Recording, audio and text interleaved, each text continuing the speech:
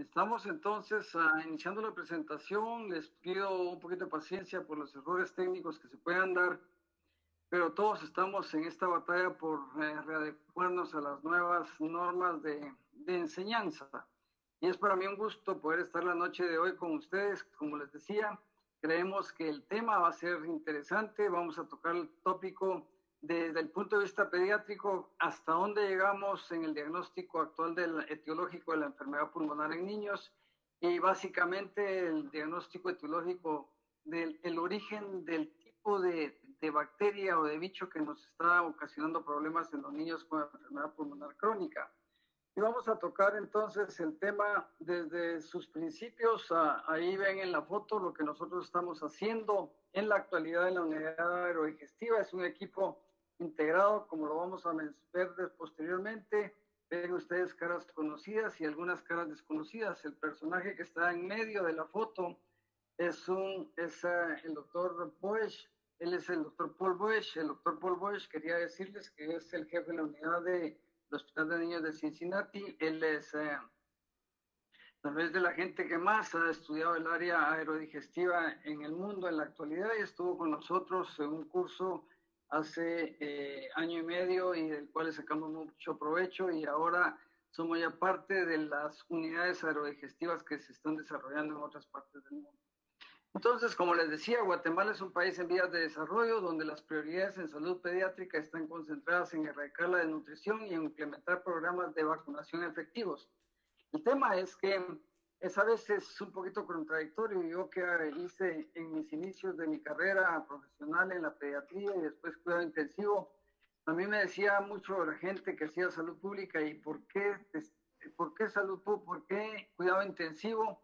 Si hay tantas necesidades prioritarias con nuestros niños, como son las que siguen habiendo después de 35 años de haber iniciado la carrera, como son la desnutrición, la falta de vacunas, la falta de agua potable, etcétera. Pero seguimos teniendo esos grandes problemas, pero no nos podíamos apartar de la evolución que está teniendo la ciencia en otras partes del mundo y no quedarnos pensando en que todo iba a ser medicina de tercer nivel, de primer nivel, sino que teníamos que estar dando los pasos consecuentes para lograr tener los primeros niveles que en otros lados se han logrado. Y eso es lo que hemos intentado hacer a lo largo de los años. Y sin embargo, gracias a los avances en el cuidado de los pacientes pediátricos, se ha incrementado la población de niños con condiciones crónicas. Y esto lo vemos, y no me van a dejar mentir la gente que hace neonatología.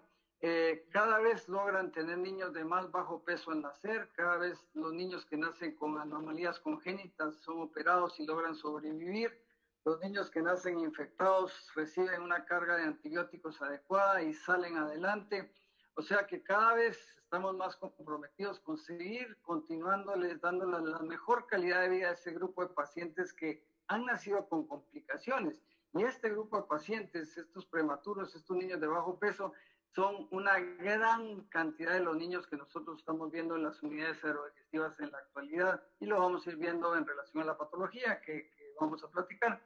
Y entonces vemos cómo tanto las enfermedades respiratorias, el tracto gastrointestinal y las alteraciones de la mecánica de deglución y el desarrollo de cada una de estas ha sido muy importante. Ya vemos entonces que las alteraciones en la mecánica de deglución juegan un papel tremendamente interesante e importante para nuestros pacientes. Antes no podíamos imaginarnos que tuviéramos una terapista especializada en mecánica de deglución. Ahora ya lo tenemos y tenemos la suerte de compartir casos diarios con este tipo de profesionales de la salud que nos brindan su apoyo en el manejo en conjunto de estas patologías. Entonces, condiciones como tos crónica, que es lo que vamos a tocar por unos momentos en la plática, infecciones respiratorias recurrentes, que también lo vamos a tocar, el croup y estirón recurrente y alteraciones de las cuerdas vocales, daño pulmonar por aspiración e infección, patologías estructurales y fisiológicas de la vía aérea, enfermedades pulmonares parenquimatosas crónicas y otra gama de enfermedades intersticiales, por ejemplo. Son condiciones que nosotros estudiamos actualmente en las unidades aerodigestivas y vamos a irles enseñando cómo es que logramos hacer los diferentes diagnósticos en función de la etiología de la patología que estamos viendo. Y esta diapositiva que tenemos aquí pegada es muy linda diapositiva porque nos habla de cómo es cómo se va diferenciando el epitelio respiratorio desde la punta de la nariz, de donde se inicia el tejido respiratorio, cómo va caminando y cómo las células basales, cómo las células epiteliales, las células secretoras, las células productoras de moco, el epitelio alveolar al final, todos juegan un papel local en cada una de las funciones y en una plática anterior me tocó hablar, acuérdense ustedes, de la capacidad y la actividad del moco y de lo que significan las células productoras de moco en todo este epitelio. Todo esto juega un papel fundamental en el desenlace de cada una de las regiones de la vía aérea en la actualidad. Otra de las cosas que es interesante mencionar es que actualmente se está hablando de lo que es lo que es la flora. Cuando hablamos de flora intestinal también tenemos que referirnos a lo que es la flora respiratoria, a lo que se llama el microbioma respiratorio. Hay un personaje que ustedes conocen, el doctor Mikhail Kosakov, en la Universidad de Nueva York, se ha dedicado a estudiar el microbioma respiratorio con estudios en los cuales se hace un análisis muy específico, histológico, pero no solo histológico, sino que de microscopía electrónica para visualizar cuál es la microbiota de nuestros pacientes, el microbioma de nuestros pacientes normalmente, y que nosotros estamos cambiando en forma errática al utilizar antibióticos indiscriminadamente. Entonces, el cuidado de estos pacientes es costoso.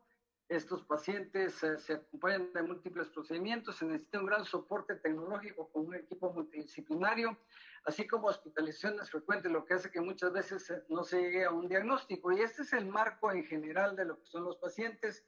Acuérdense entonces que son pacientes que al final, si no se abordan en una forma integral, están en una clínica constantemente, van a otra clínica, consultan a otro médico o al vecino, etcétera, y se vuelve un fenómeno bien complejo que muchas veces el paciente, por ejemplo, con bronquitis bacteriana prolongada llega a pasar meses y años, que ha sido nuestra experiencia en la actualidad, con un fenómeno de tos crónica húmeda que vamos a analizar posteriormente y que es el causante número uno de la causa de tos crónica en la edad pediátrica. Entonces, bronquitis bacteriana prolongada es una de las patologías que a nosotros nos interesa mucho estudiar y que la tenemos y que les vamos a contar cómo hacemos el abordaje de esta patología.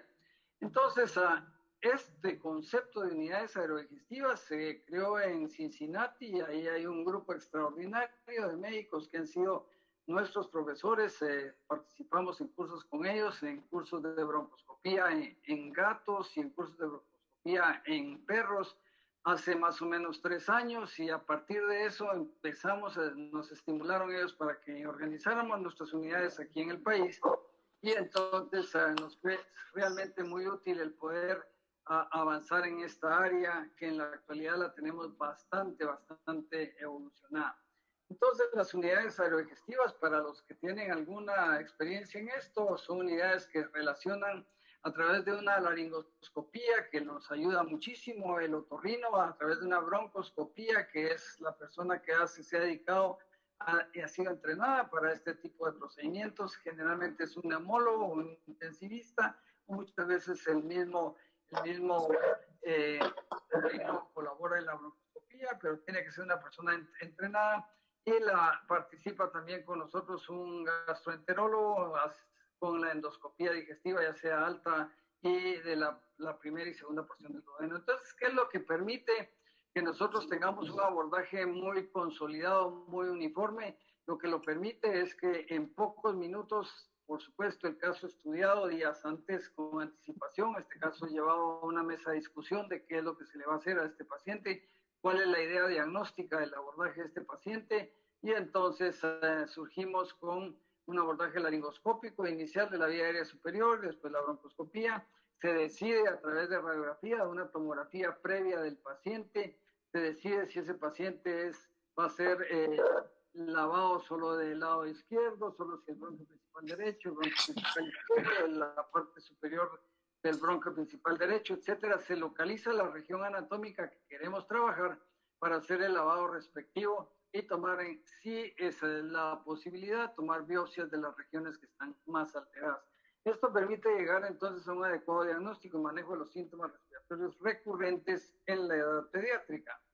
Y este es el grupo que les decíamos que en la actualidad tratamos de organizar. Aquí nos hace falta 3 grupos más de colaboradores. Vean ustedes el otorrino y los especialistas en cuello juega un papel súper importante. Lo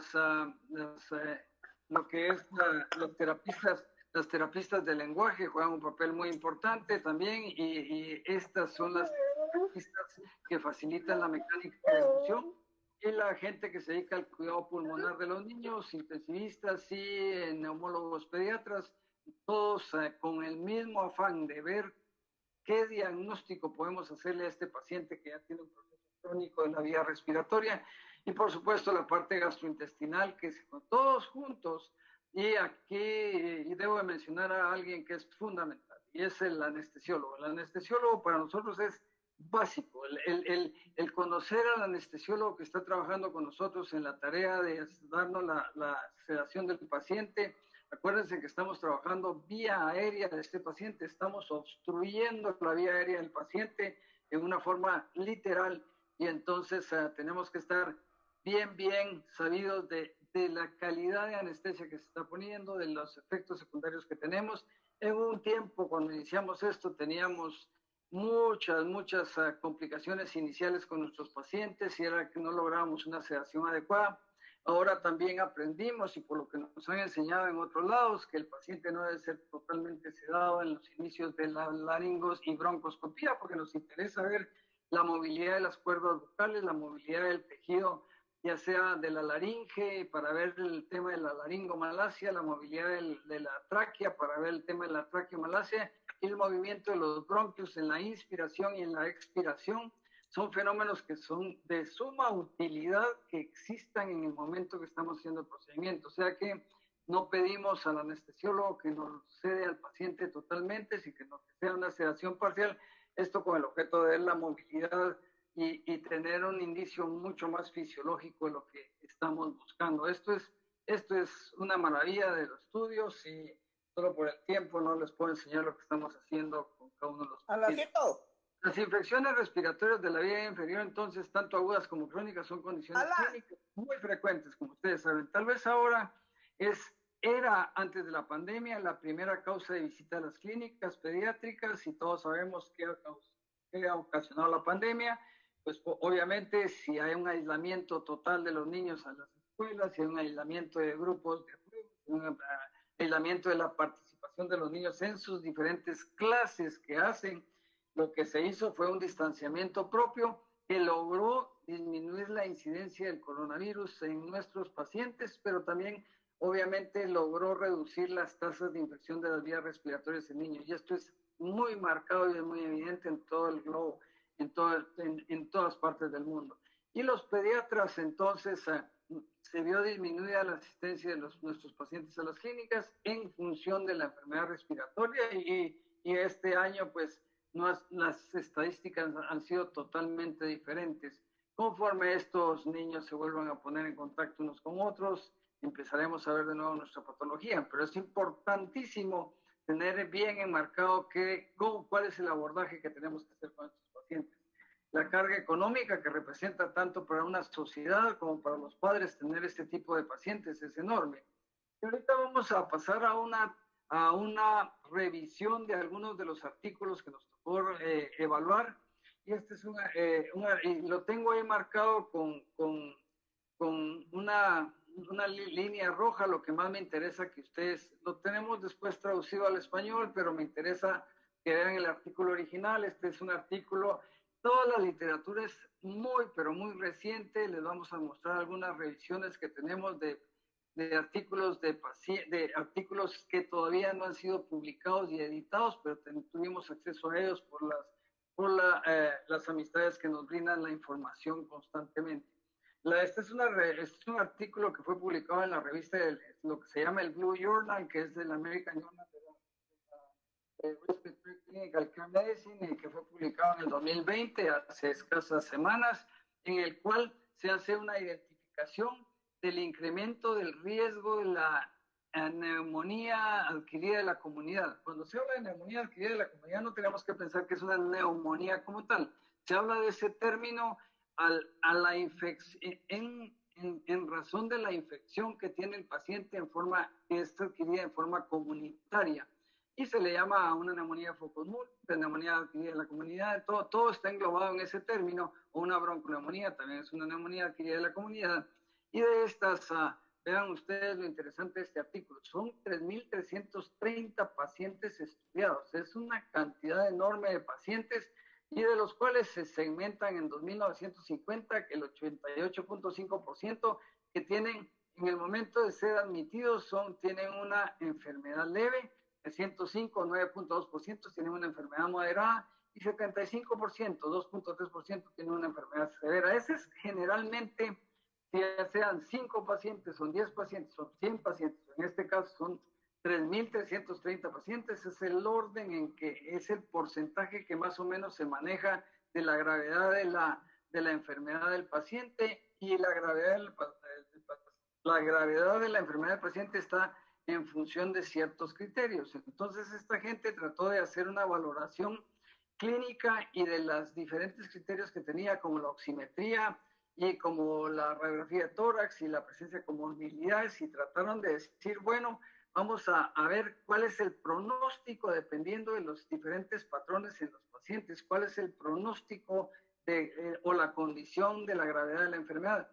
Y la conclusión, como todos sabemos, y todos los clínicos, todos los que estamos viendo niños, nos es muy, pero muy difícil el poder valorar el grado de enfermedad, porque no son valores que son objetivamente dados. Por supuesto, una saturación por abajo del 90%, si es un valor objetivo, en el cual va a tener relación con aumento del esfuerzo respiratorio, etcétera, pero ¿cómo podemos valorar, por ejemplo, que el niño tiene un Silverman-Andersen de tal grado si no tenemos una capacidad homogénea de todos hacer el mismo análisis de la valoración clínica? Entonces ahí es donde se pierden los diferentes estratos del diagnóstico. En conclusión, entonces, la severidad de la enfermedad de este gran grupo de pacientes fue asociada en la mayoría de casos con la presencia de comorbilidades. ¿Cuáles eran las comorbilidades que tienen estos pacientes? Estos pacientes tienen muchos de ellos son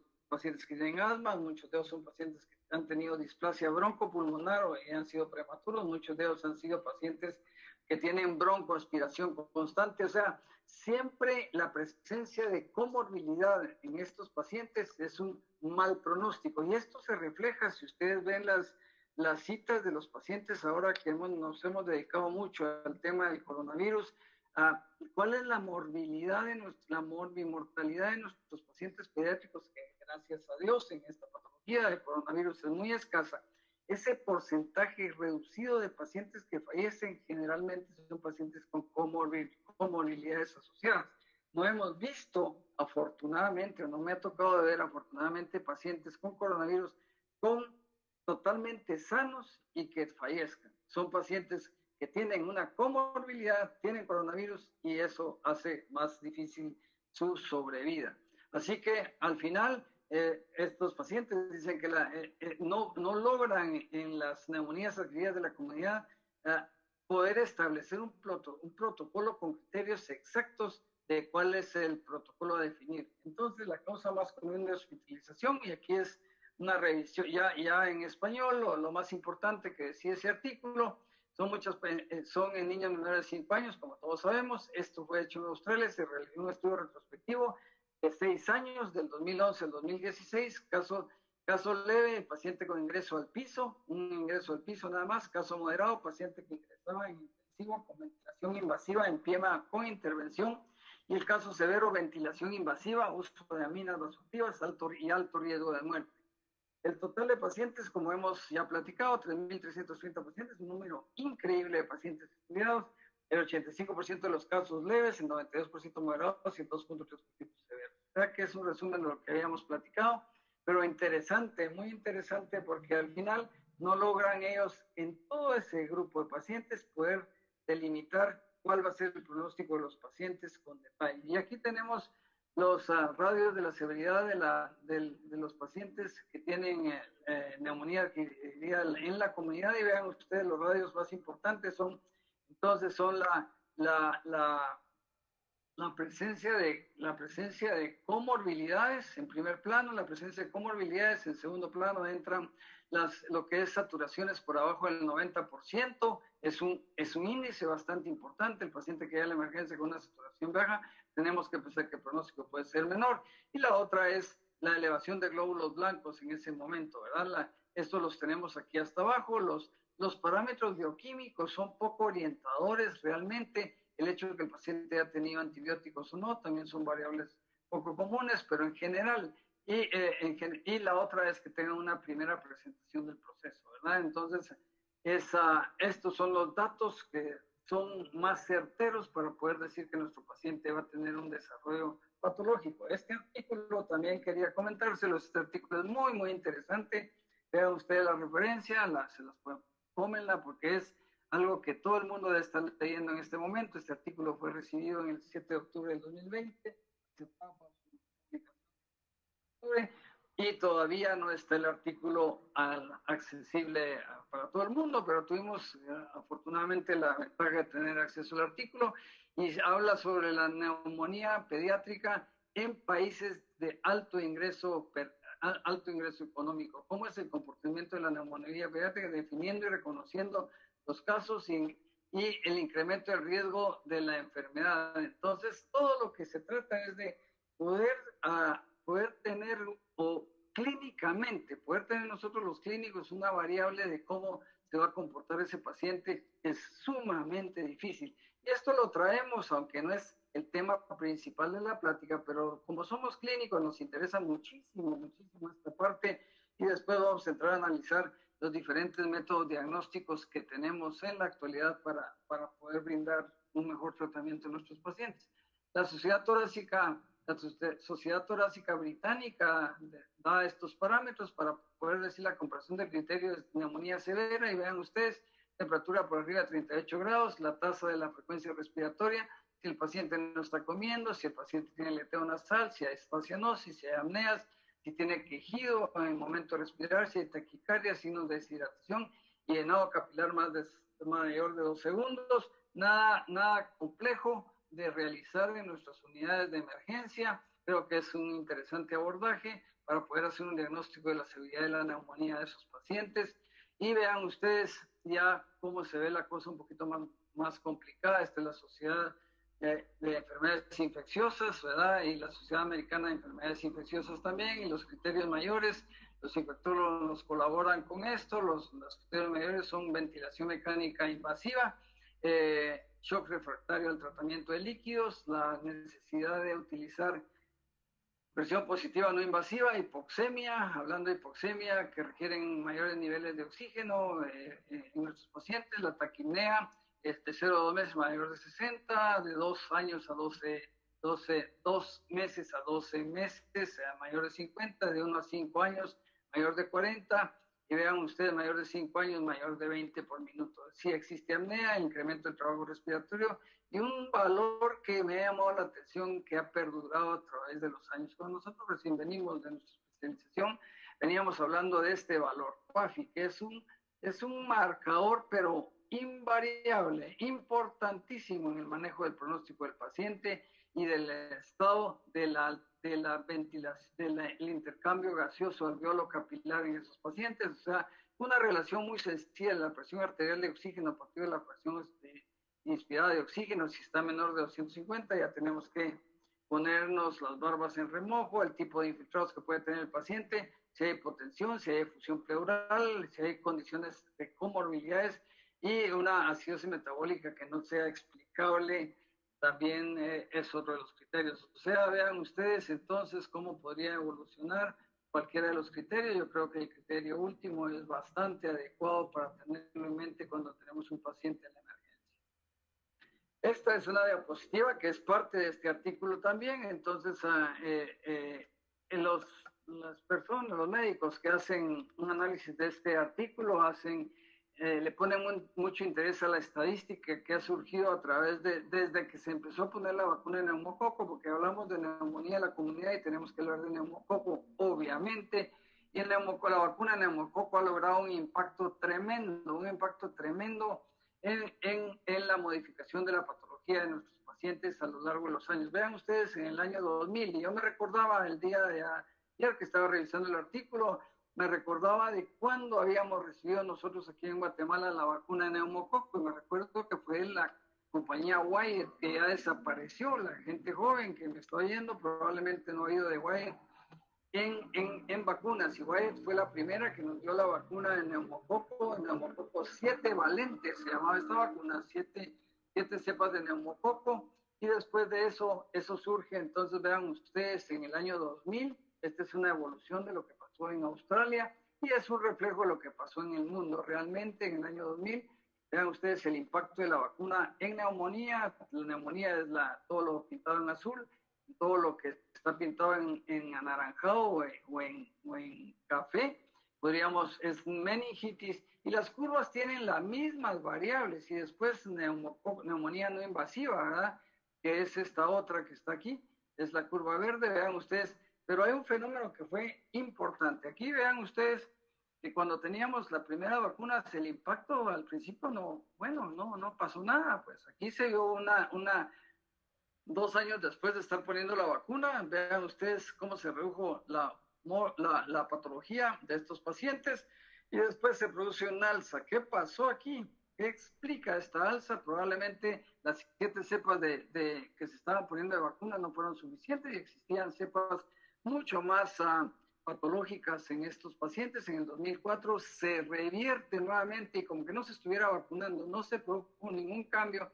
Y entonces eso hace pensar a las compañías y a todo el sistema de salud de los países evolucionados en el que estaban poniendo esta vacuna, qué está pasando.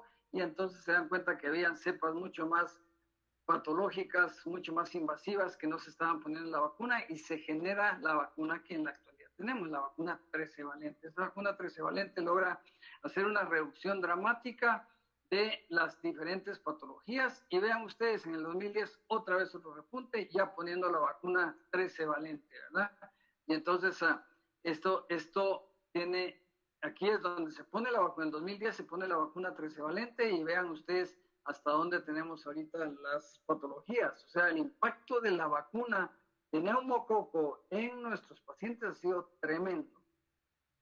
Y aquí está la proporción de infantes vacunados con neumococo.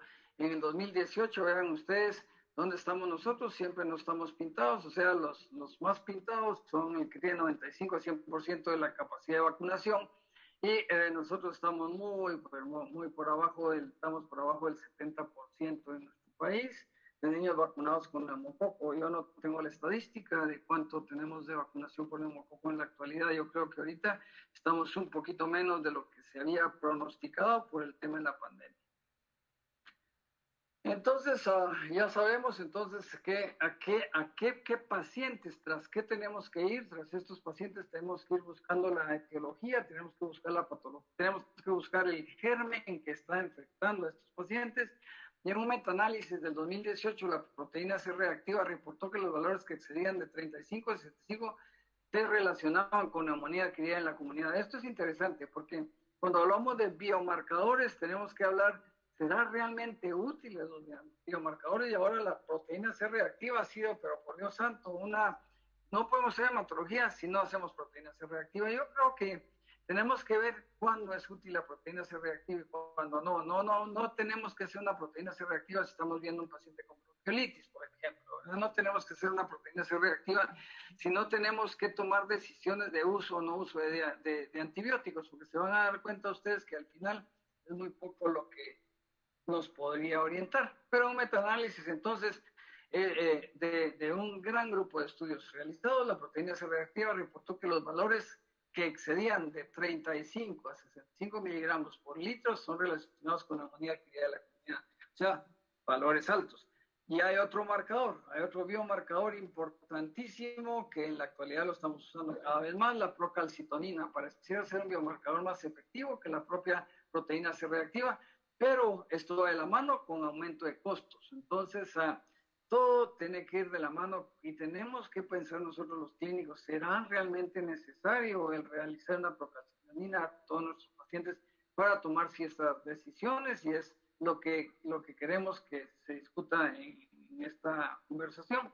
En un estudio de Estados Unidos se reporta 532 pacientes con detección de bacterias por cultivo por PCR FilmArray. Esto es la plática nos trae esto, el FilmArray, el PCR FilmArray, que ahora se ha vuelto tremendamente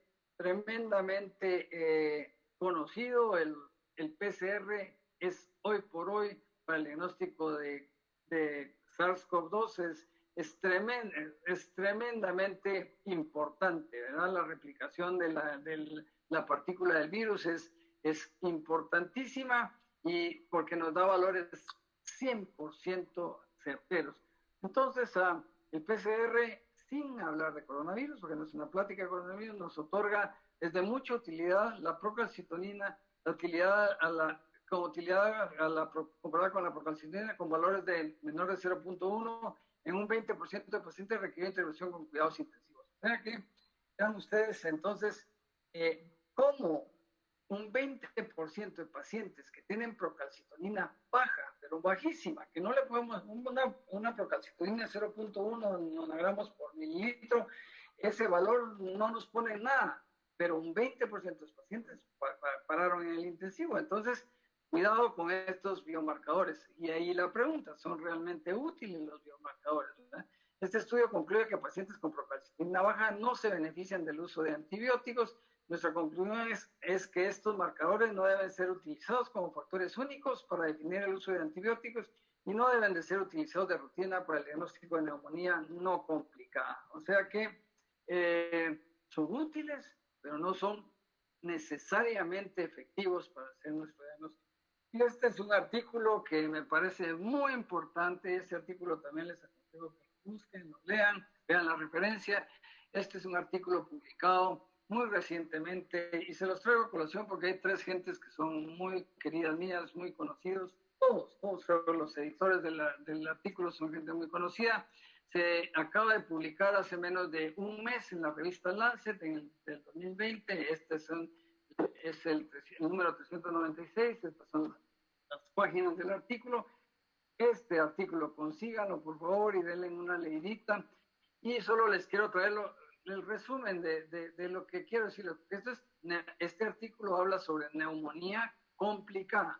El niño que tiene efusión paraneumónica, el niño que tiene enfisema, el niño que tiene neumonía necrotizante, el niño que tiene absceso neumónico y sus complicaciones sistémicas como bacteremia, metástasis, tiene lesiones multiorgánicas, un fallo agudo, un distrés, una coagulación intravascular y que rara vez llega a la muerte. Esta es la neumonía de este artículo y se los traigo porque al final del artículo, después de hacer una exhaustiva revisión de cada una de las complicaciones neumónicas que podemos ver en nuestros infantes, el curso clínico de la neumonía complicada, que es la utilización va con la utilización de antibióticos por mucho tiempo, con la utilización de muchos recursos y especialmente cuando no se hace un diagnóstico certero etiológico, el paciente termina teniendo una neumonía necrotizante que va a llevar mucho tiempo en recuperación, pero que al final, si se logra sus objetivos, se logra recuperar al paciente. Este es un artículo interesante y les traigo esto porque en la revisión 179 el artículo habla sobre un trabajo que nosotros publicamos en el año 2014 con el doctor Andrew Collin en la Universidad de Miami. Tuvimos la suerte de compartir con él esta publicación y el artículo es este que también yo les pido que lo consigan, pero por ser de un guatemalteco vale la pena que ustedes lo conozcan. Este es un artículo que se publicó haciendo relación al envolvimiento pleural, de la naturaleza pleural en la neumonía necrotizante. Y casualmente, esta fue una casualidad por la cual surge el artículo. Les voy a contar un poquito de la historia. El doctor Collin está en Guatemala con nosotros, pasando visita y dándonos unas charlas. Y él es el jefe de la universidad, él es el jefe de investigación y del departamento de neumología de la Universidad de Miami. Y coincide cuando estamos pasando visita en el intensivo, teníamos un niño con una neumonía necrotizante Y él me dice, yo tengo un paciente con una neumonía necrotizante ahorita en el hospital. Entonces se hace la publicación sobre neumonía necrotizante y ha causado interés mundial el aspecto que se trata. ¿Cuál es lo que se trata ¿Cuál es lo que se trata en este capítulo al final de la neumonía necrotizante? Es que a pesar de que produce una necrosis de tejido neumónico parenquipantoso pulmonar, se logra una recuperación de ese tejido. Todavía no me pregunten por qué, todavía no se conocen las causas por las cuales el niño tiene esa capacidad de reintegrar ese tejido, ese volumen de tejido perdido. Y esa necrosis pulmonar que se produce se revierte y posteriormente 6 o 8 meses después tenemos las radiografías. No era el objetivo hablar solo de este artículo, pero tenemos las radiografías de la evidencia de cómo se logra la recuperación de estos pacientes. Sea neumonía necrotizante, hay que tratarla como se conoce, hay que tener cuidado con colocación de sello por la producción de fístulas, etcétera, pero al final la recuperación es bastante buena.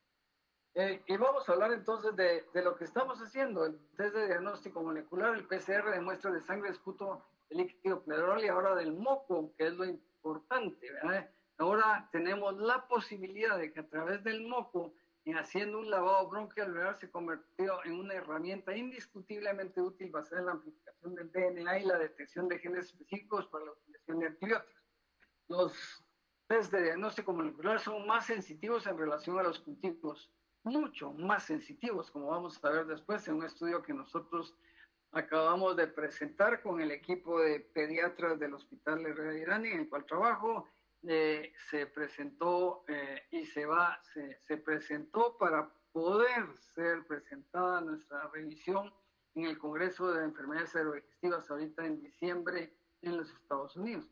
La broncoscopía flexible con lavado bronquialveolar es el procedimiento recomendado para la Sociedad Americana de Enfermedades Infecciosas en pediatría cuando el germen es probablemente difícil de definir o en el paciente que no responde al tratamiento. O sea, tenemos muy claro que el paciente que ya recibió cursos prolongados de antibiótico, si el paciente sigue teniendo la famosa bronquitis bacteriana prolongada, que tampoco es el tema de la conferencia, pero que podemos hablar en otra oportunidad, ese paciente se le dan 4 o 6 semanas de antibiótico o tiene una recaída después de 1 mes y medio de haber, o 2 meses después de haber sido tratado con antibióticos, no podemos insistir en estarle dando antibióticos todo el año a ese paciente, porque sabemos las consecuencias que eso va a brindar. Vamos a tener un sobrecrecimiento bacteriano, mayor resistencia bacteriana, etcétera. Y obviamente solo quiere decir que no estamos siendo objetivos con el diagnóstico etiológico de nuestro paciente. Y entonces la broncoscopía juega un papel muy importante, y al hacer broncoscopía estamos hablando del lavado bronquialveolar.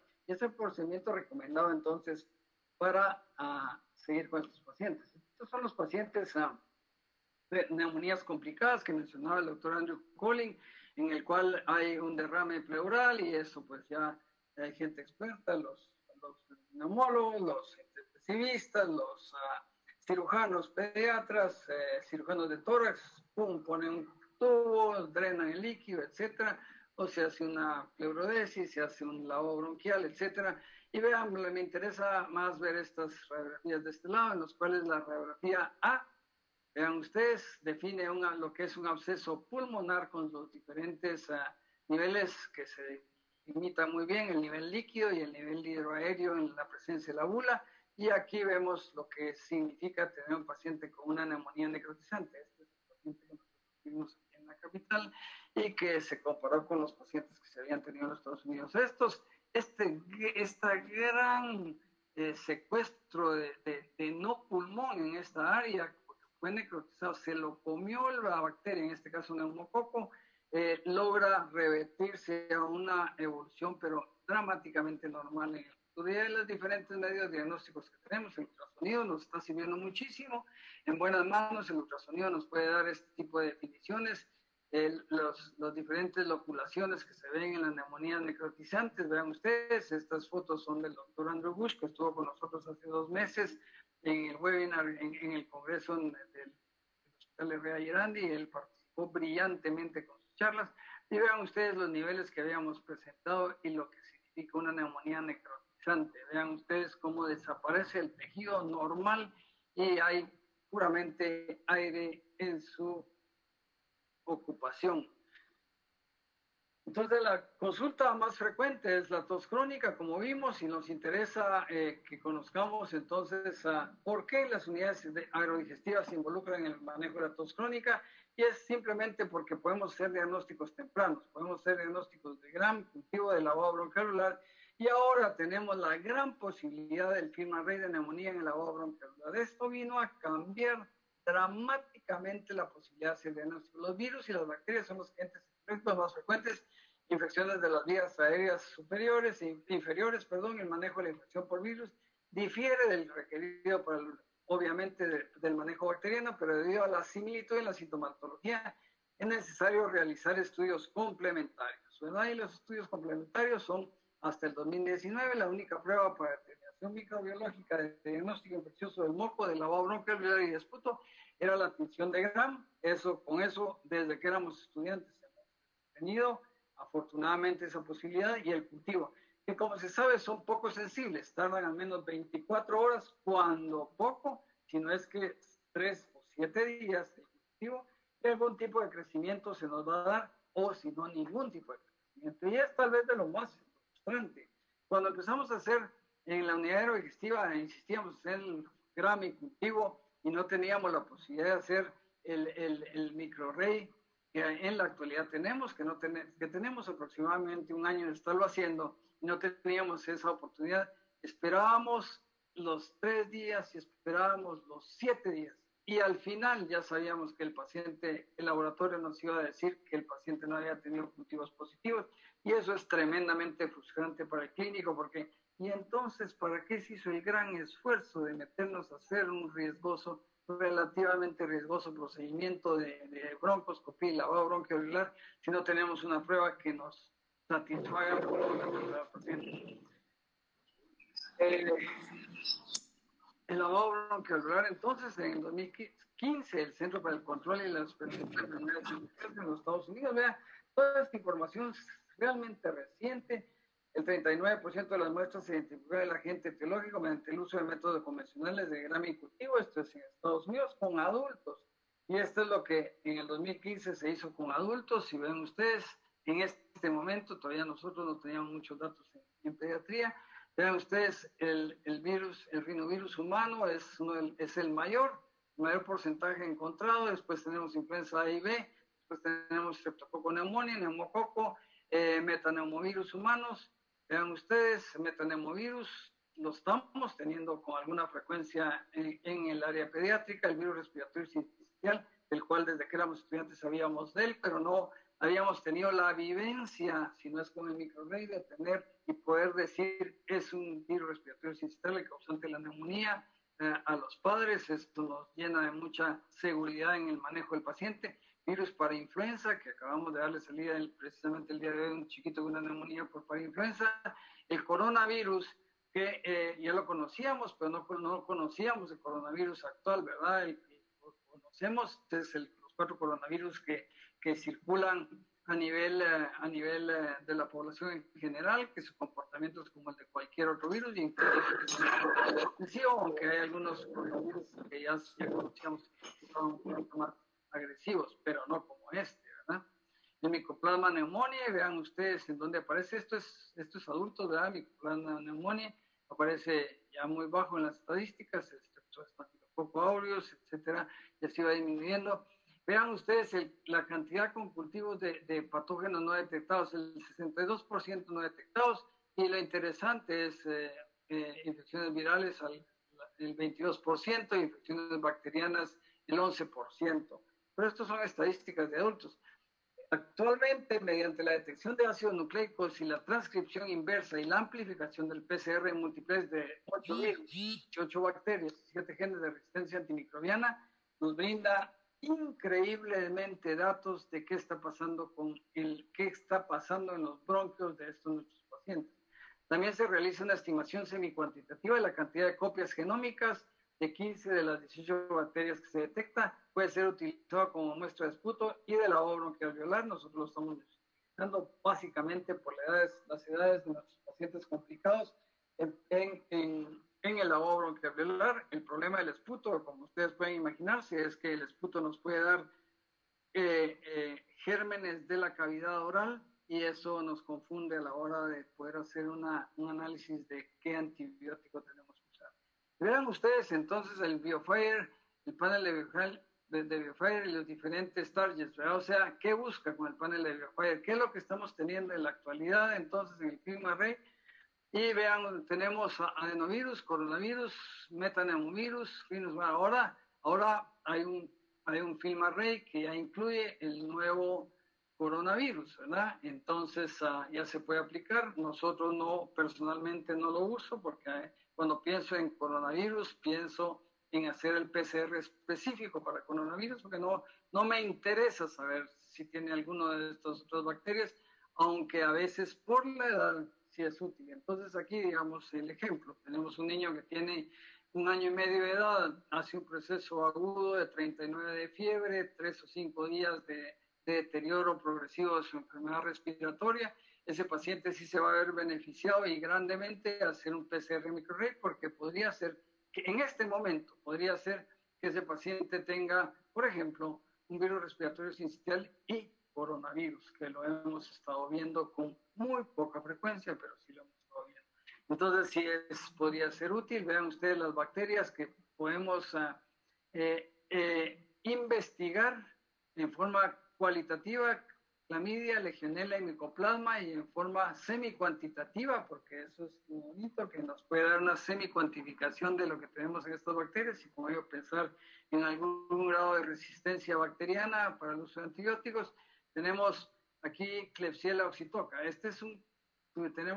Tuvimos un caso muy interesante, el aislamiento de un niño con Klebsiella oxytoca que había visitado 3 o 4 hospitales previos a llegar con nosotros. Una niña severa, con enfermedad pulmonar severa. Se le hizo la broncoscopía en un momento muy difícil de tomar la decisión de hacer la broncoscopía, y al final se atrevió el anestesiólogo a darnos la anestesia, se hizo la broncoscopía y tuvimos una Klebsiella oxytoca y con una excelente respuesta al tratamiento, y el niño, pues hoy tuvimos la suerte de verlo en el consultorio.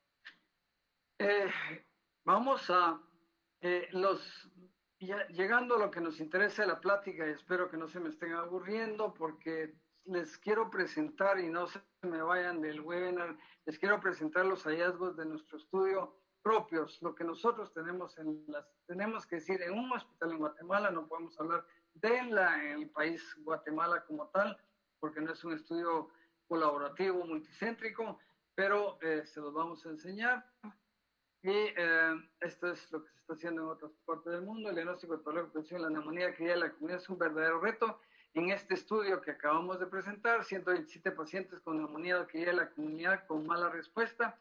El punto de corte bacteriológico fue el hallazgo de mayor o igual a 10 por 4 unidades formadoras de colonias del patógeno.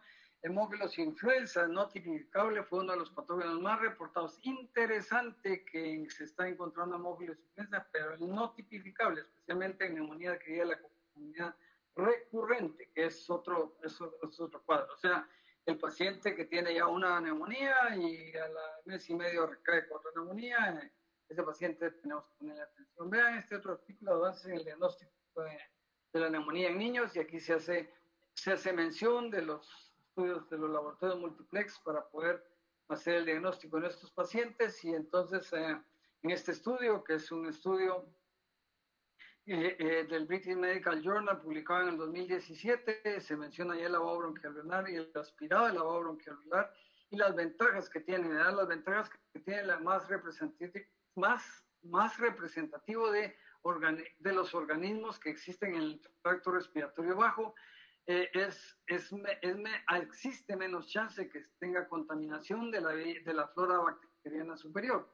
Les quiero decir que la gran mayoría de estos pacientes que entramos solo a hacer el lavado bronquialveolar, el anestesiólogo nos ayuda con una máscara laringea, y eso nos permite que la contaminación de la vía aérea superior, llámese boca o cosas nasales, no se dé. En estos pacientes no nos interesa ver anomalías de la cavidad alta realmente, y nos dirigimos directamente a la laringe, cuerdas vocales y tráquea, y entonces la mascarilla laríngea es de mucha utilidad.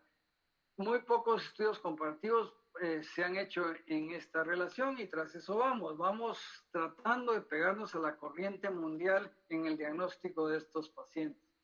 Se resume entonces que los avances con los diagnósticos recientes en técnicas radiológicas, recolección de muestras y métodos de laboratorio no son lo efectivo.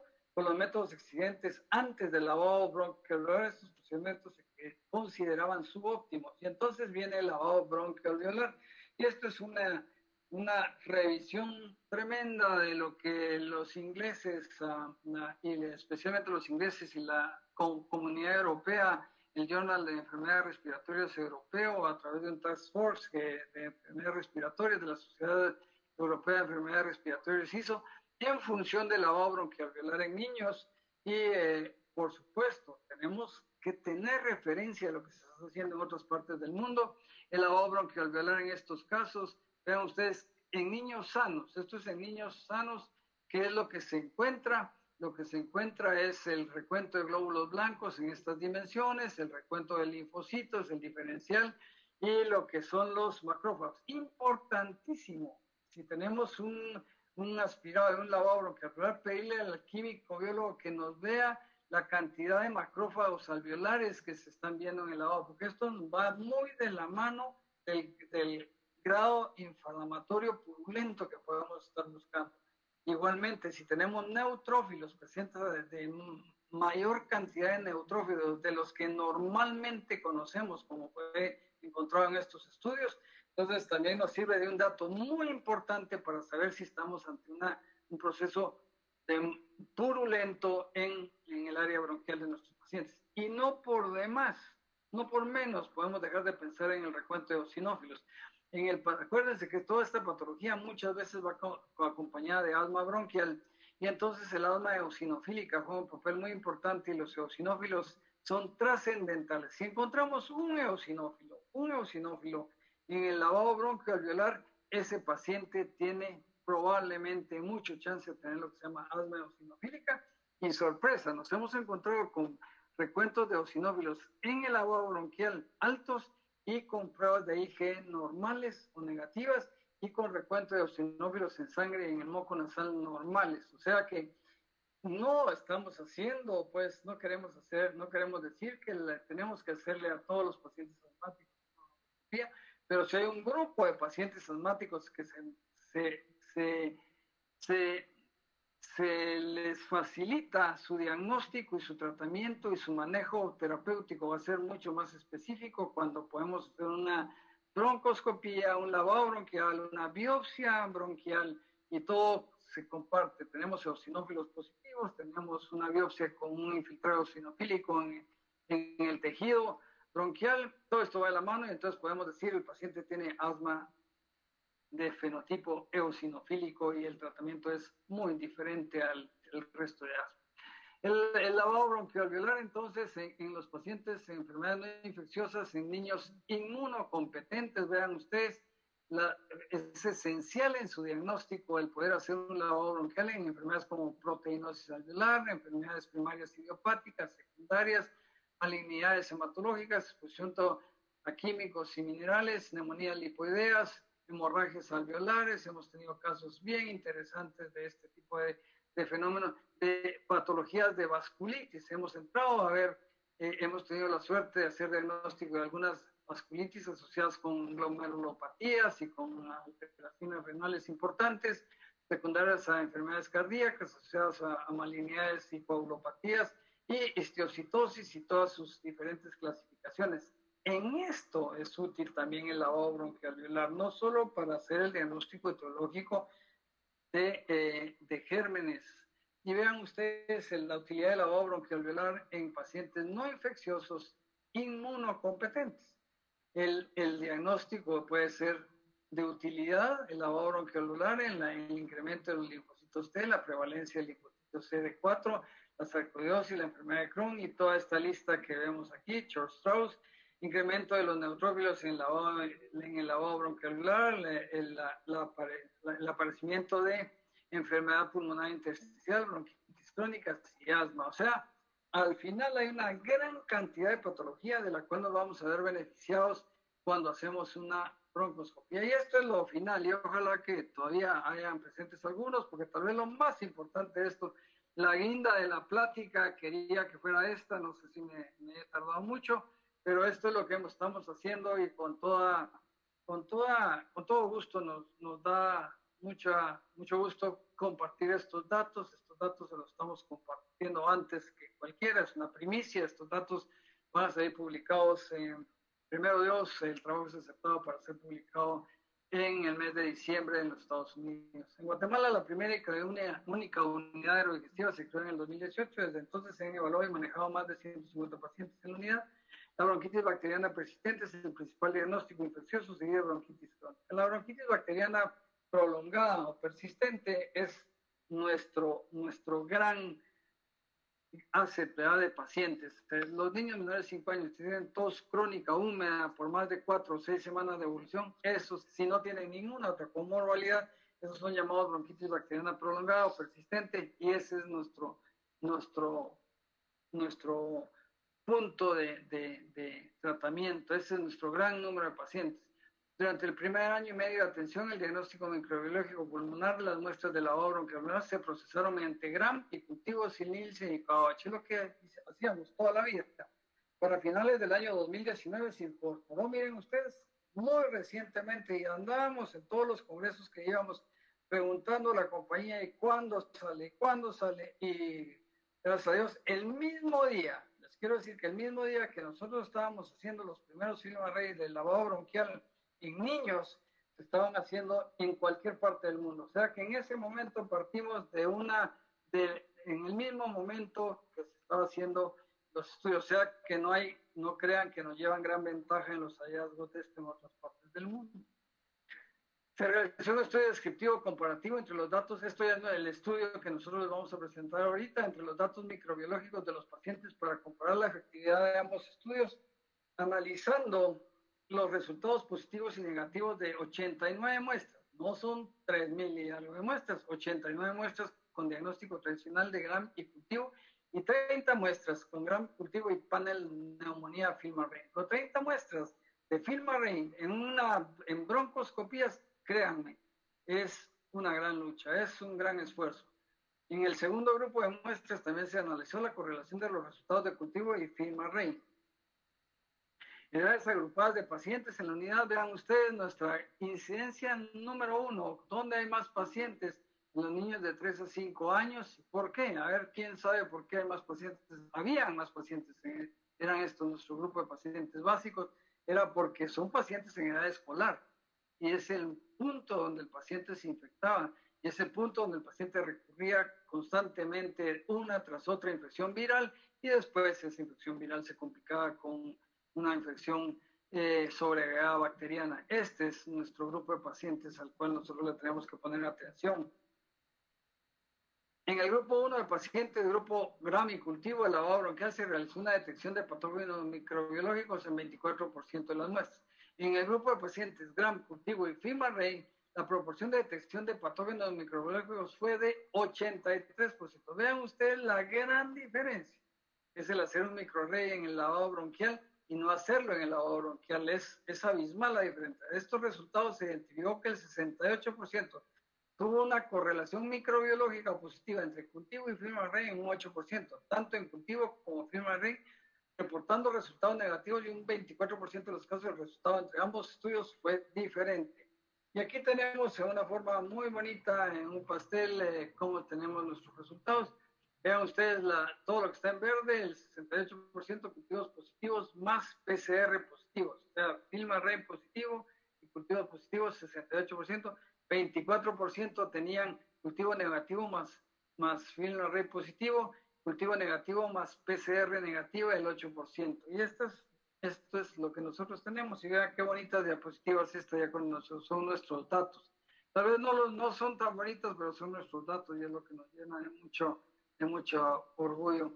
Vean ustedes, entonces tenemos nosotros también, como están diciendo todos los artículos que se han publicado hasta el momento, Haemophilus influenza es la bacteria más frecuentemente encontrada. Después tenemos un dato muy interesante. Nosotros tenemos Moraxella catarrhalis como segunda bacteria encontrada. Esto parece tercera o cuarta bacteria encontrada en los otros estudios.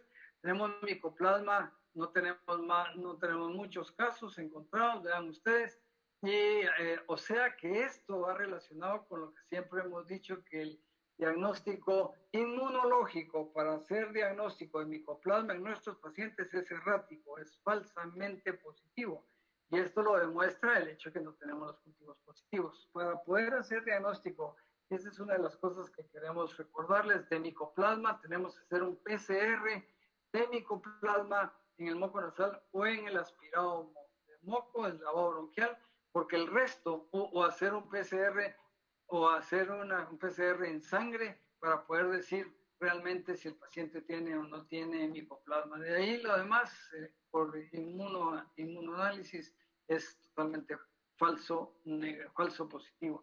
Y vean ustedes cómo se desprenden las demás bacterias. Y cuando hablamos de virus, nuestro virus con más frecuentemente encontrarse el rinovirus, que esto sí va de la mano de lo que se encontró en otros lados, y Streptococcus pneumoniae y neumococo, vean ustedes, también peleándose en primer lugar con hemófilos influenza. O sea que estos son nuestros tres grandes bacterias a tratar en bronquitis bacteriana prolongada en nuestro país. Pero no podemos decir en nuestro país, porque no es en todos los hospitales, no es en un hospital privado de la ciudad de Guatemala, a ese gran cantidad, a ese grupo tan pequeño de pacientes nos podemos referir. Es hemófilos influenza, es Streptococcus pneumoniae y Moraxella catarrhalis. Así que esos son los que tenemos que tratar. Y vean ustedes los resultados de cultivo de lavado bronquial en las unidades privadas aerodigestivas. Vean la cantidad de negativos si estamos esperanzados en obtener el cultivo. Entonces, por eso, si el hospital donde yo voy a hacer una broncoscopía no va a tener un PCR microarreglo para el diagnóstico para hacer el diagnóstico de lavado bronquial, ni me debería de preocupar en hacer la broncoscopía y tratar de buscar el origen de la, porque vamos a tener una gran posibilidad de que no nos dé ningún dato. Estos son nuestros gérmenes encontrados, vean ustedes, 72. Vean ustedes, estos son los que habíamos dicho, Klebsiella oxytoca, este es el paciente, la única Klebsiella que hemos encontrado, metanemovirus, hemos encontrado en un paciente, ¿verdad? Y esto es lo que tenemos de los encontrados en los lavados bronquiolarios. La implementación de este tipo de herramientas diagnósticas rápidas y confiables ayuda a realizar un mejor diagnóstico microbiológico, correlacionando en la clínica del paciente y con ello hacer un uso racional de antibióticos acorde al patógeno detectado, reduciendo los días de estancia hospitalaria y costo efectivos para el paciente. Eso es todo lo que les traía. Espero que no se me hayan aburrido y si tienen alguna pregunta, pues estamos hablando. Muchas gracias.